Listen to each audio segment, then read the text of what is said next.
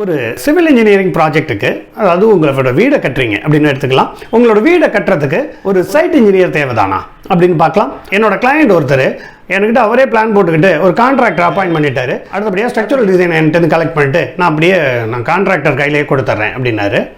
உங்கள் சைட்டுக்காக ஒரு site engineer நீங்கள் அப்பாயிண்ட் பண்ணணுமா வேணாமா அப்படிங்கிறது தான் நான் பேச போகிறேன். சைட் இன்ஜினியர் என்னென்ன டியூட்டிஸை நமக்காக செஞ்சு தர போகிறார், என்ன பெரிய 4 பெனிஃபிட் கிடைக்க போகுது அப்படின்னு பார்க்கலாம். முதல் விஷயம், மன நிம்மதி கிடைக்குங்க. ரெண்டாவது விஷயம், குறித்த நேரத்தில் வேலை முடித்து தரப்படும். மூணாவது விஷயம், காஸ்ட் எஃபெக்டிவாக இருக்கும். எவ்வளவு செலவு செய்ய திட்டமிட்டீங்களோ அதே செலவில் வேலையை முடிச்சிருக்க முடியும். நாலாவது, ஸ்ட்ரென்த், டியூரபிலிட்டி, அதாவது கட்டிடத்தோட நிலைப்புத்தன்மை, உறுதித்தன்மை ரெண்டும் உறுதி செய்யப்படும். இந்த 4 விஷயங்களையும் கொஞ்சம் டீட்டெயிலாக பார்க்கலாம்.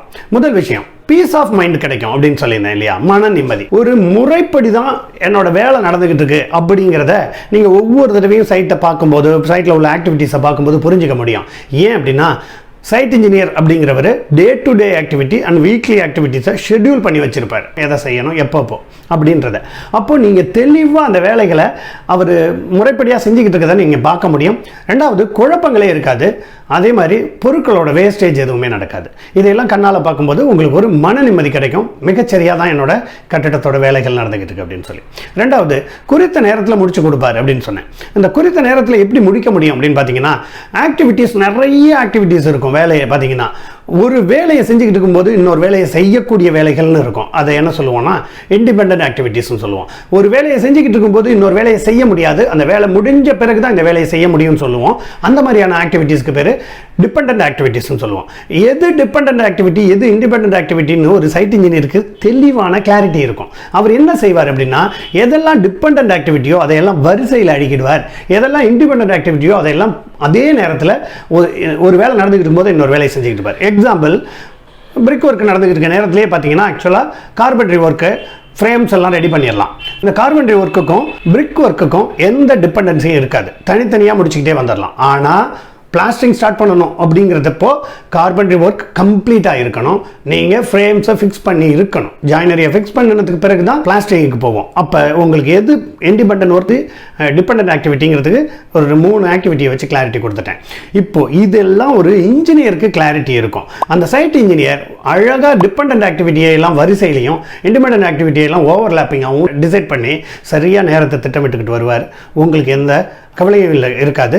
நேரம் சரியாக பயன்படுத்தப்பட்டு இருக்கும். மூணாவது, நேரத்துக்கு இணையான இன்னொரு விஷயம் எது அப்படின்னா செலவு, பணம் இல்லையா. அந்த பணம் காஸ்ட் எஃபெக்டிவாக இருக்கும் அப்படின்னு சொன்னேன். எந்தெந்த ஆக்டிவிட்டியை எப்போ இம்ப்ளிமெண்ட் பண்ணணும், எவ்வளோ நேரம் மிஷின்ஸை வாடகைக்கு எடுக்க வேண்டியிருந்தால் வாடகைக்கு எடுக்கணும், எவ்வளோ மேன் பவர் மெட்டீரியலை நம்ம ஆர்டர் பண்ணணும் அப்படிங்கிறது அவருக்கு இருக்கிற இன்ஜினியரிங் அறிவினால தெளிவாக கால்குலேட் பண்ணி எஸ்டிமேட் பண்ணி வச்சுருவார். அப்போ வேஸ்டேஜ்ன்றது இருக்காது. வேஸ்டேஜ் இல்லைன்னா உங்களுக்கு பண விரயம் நடந்திருக்காது. ரெண்டாவது, ஏதாவது மிஷினை முன்கூட்டியே வாடகைக்கு எடுத்துகிட்டு வந்து நிறுத்திட்டு ஐடிலாக இருக்குது, அந்த மிஷின் அசையாமல் தேவையில்லாமல் நிற்குது அப்படின்னா அந்த மிஷினோட வாடகை உங்களுக்கு தண்டமாக செலவாயிருக்கும். ஆனால் இவரோ சரியான தேதியில் அந்த மிஷினை புக் பண்ணுவார். Machine or tools, anything, equipments எதாக இருந்தாலும் வாடகைக்கு எடுக்க வேண்டியிருந்தாலும் அழகாக நேரத்துக்கு மட்டும் எடுத்து பயன்படுத்திட்டு ரிட்டர்ன் பண்ணிவிடுவார். இந்த மாதிரியான வேலைகளை உங்களுக்காக engineer, machine, material, manpower 3ஐயுமே சரியாக திட்டமிட்டு கொண்டு போகிறதுனால காஸ்ட் ஸ்பெண்டிங் அன்னெசரியாக நடந்திருக்காது. வேஸ்டேஜ் ரொம்ப ரொம்ப மினிமலாக இருக்கும். அப்போது காஸ்ட் எஃபெக்டிவாக இருந்திருக்கும். நாலாவது, டியூரபிலிட்டி அண்ட் ஸ்ட்ரென்த்துன்னு சொன்னேன். அப்போது சைட் இன்ஜினியர் இல்லாத இடத்துல எல்லாம் அப்படின்னா நானும் அதே தான் கேள்வி கேட்பேன்.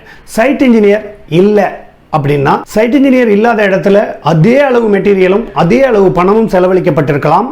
ஆனால் சரியான முறையில், அதாவது construction practice as per Indian standard நடக்காமல் இருந்திருக்கும். அதனால டியூரபிலிட்டியோ ஸ்ட்ரென்த்தையோ கேரண்டீடு அப்படின்னு சொல்ல முடியாது. இதே ஒரு இன்ஜினியர் மேற்பார்வையில் ஒரு வேலை நடக்குது அப்படின்னா அவர் ஒவ்வொரு தடவையும் ஒரு இன்ஜினியரிங் அப்ரோச்சில் தான் வேலை நடக்குதா அப்படிங்கிறத என்ஷூர் பண்ணிக்குவார். அப்படிங்கிறப்போ முறையாக எது எப்படி நடந்திருக்கணுமோ இந்தியன் ஸ்டாண்டர்ட் கோட் ப்ரொவிஷன்ஸ் படி வேலை நடந்திருக்கும். எவ்வளோ ஸ்ட்ரென்த் வேணும்னு எதிர்பார்த்தோமோ அதே ஸ்ட்ரென்த்து கிடச்சிருக்கும். எவ்வளோ காலத்துக்கு இந்த பில்டிங் சர்வீஸபிளாக இருக்கணும் அப்படின்னு நம்ம எதிர்பார்த்தோமோ அவ்வளவு காலத்துக்கு சர்வீஸபிளாக இருந்திருக்கும். இந்த 4 தகவல்களும் நிச்சயமாக உங்களுக்கு சைட் இன்ஜினியர் அப்படிங்கிறவரோட இம்பார்ட்டன்ஸை கொஞ்சம் ஹைலைட் பண்ணியிருக்கோம் அப்படின்னு நான் நம்புகிறேன். உங்களுக்கு சைட் இன்ஜினியர் அப்பாயிண்ட் பண்ணாததுனால வரக்கூடிய 2 ரிஸ்க்கை மட்டும் நான் ஹைலைட் பண்ணலான்னு இருக்கேன். ஆனால் அதுக்கு முன்னாடி நான் உங்கள்கிட்ட ஒரு ரிக்வஸ்ட் பண்ணுறேன். உங்களோட ப்ராஜெக்டை நீங்கள் சைட் இன்ஜினியர் அப்பாயிண்ட் பண்ணி தான் ஒர்க் பண்ணீங்களா அப்படிங்கிறத சொல்லுங்கள். சில பேருக்கு சைட் இன்ஜினியர் அப்பாயிண்ட் பண்ண பிறகும் சில கசப்பான சம்பவங்கள் நடந்திருக்கும். அதை நிச்சயமாக பகிருங்க. ஏன் அப்படின்னா நிறைய அவேர்னஸை கொடுக்கும். உங்களோட கமெண்ட்ஸ் பல பேருக்கு உதவி செஞ்சதாக இருக்கும். அந்த உதவியை நீங்கள் நிச்சயமாக செய்வீங்கன்னு நான் நம்புகிறேன். 2 ரிஸ்க் என்னன்னு பார்க்கலாமா? முதல் விஷயம், நான் முதல்ல 4 சொன்னேன் இல்லையா, அதை எல்லாத்தையும் கம்பைன் பண்ணி தான் முதல் விஷயத்தை சொல்ல போகிறேன். குழப்பங்கள் நிறைய இருக்கும். எந்த ஆக்டிவிட்டி எதுக்கு பிறகு செய்யணும், எந்த ஆக்டிவிட்டியை எதுக்கு முன்னாடி செய்யணும், எந்த ஆக்டிவிட்டி செஞ்சு முடிச்ச பிறகு அடுத்த ஆக்டிவிட்டி போகணுங்கிற தெளிவு இருக்காமல் போகிறதுக்கு வாய்ப்பு இருக்குது. ஏன் அப்படின்னா நீங்கள் அப்பாயின்ட் பண்ணுற நபர் இன்ஜினியராக இல்லை அப்படின்னா அவங்களுக்கு அனுபவங்கள் இருக்கும் பட்சத்தில் நிச்சயமாக ஒழுங்குமுறையாக செஞ்சிட வாய்ப்பு இருக்குது. நான் யாரையும் குறை சொல்லலை. ஆனால் தன்னோட வேலையை மட்டும் தெளிவாக கற்றுக்கிட்ட நபர்கள்ட்ட நீங்கள் வேலையை கொடுத்துருந்தீங்கன்னா அப்போ அடுத்த டீமை எப்போ அப்பாயின்ட் பண்ணணும் அப்படிங்கிற சில தெளிவு இருக்காது. எக்ஸாம்பிள், எலக்ட்ரீஷியனை எப்போ கூப்பிடணும், எப்போ பிளம்பர் டீம் உள்ள வரணும், எப்போ கார்பெண்டர் டீம் உள்ள வரணும், எப்போ டைல்ஸ் மேஷன் உள்ள வரணுங்கிற கொஸ்டின்ஸுக்கு சில பேருக்கு சரியான தெளிவே இருக்கிறது இல்லை. நான் வேலையை முடிச்சுட்டு வெளில போயிடுறேன், நீங்கள் அவரை வர சொல்லுங்க அப்படிம்பாங்க. அப்போ குழப்பங்கள் ஒன்று இருக்குது. இதனால நிச்சயமாக வேலையோட தெளிவு இல்லாமல் போகலாம். அது மட்டுமா அப்படின்னா நேரம் இழுத்துக்கிட்டு போயிட வாய்ப்பு இருக்குது. இந்த மாதிரி நிறைய விஷயங்களை இன்ஜினியர்ஸ் சைலண்டாக உள்ள இருந்துக்கிட்டு திட்டமிட்டு கொடுத்துக்கிட்டு இருந்ததை அனுபவிக்காம குழப்பங்கள் இருக்க வாய்ப்பு. 2வது, நான் இந்த ஸ்ட்ரென்த் அண்ட் டியூரபிலிட்டியை சொன்ன 4வது பாயிண்ட் சொன்னப்பவே சொல்லிட்டேன். இருந்தாலும் ஹைலைட் பண்ணுறதுக்காக இது சொல்கிறேன். 2வது விஷயம் என்ன அப்படின்னு பார்த்தீங்கன்னா, செலவு நீங்கள் திட்டமிட்ட அளவை விட கூட போயிருக்கலாம். காஸ்ட் மேலே உங்களோட கண்ட்ரோலே இருக்காது. அது பாட்டுக்கு நடந்து முடிக்கிற வரைக்கும் நீங்கள் செலவழிச்சுக்கிட்டு இருப்பீங்க.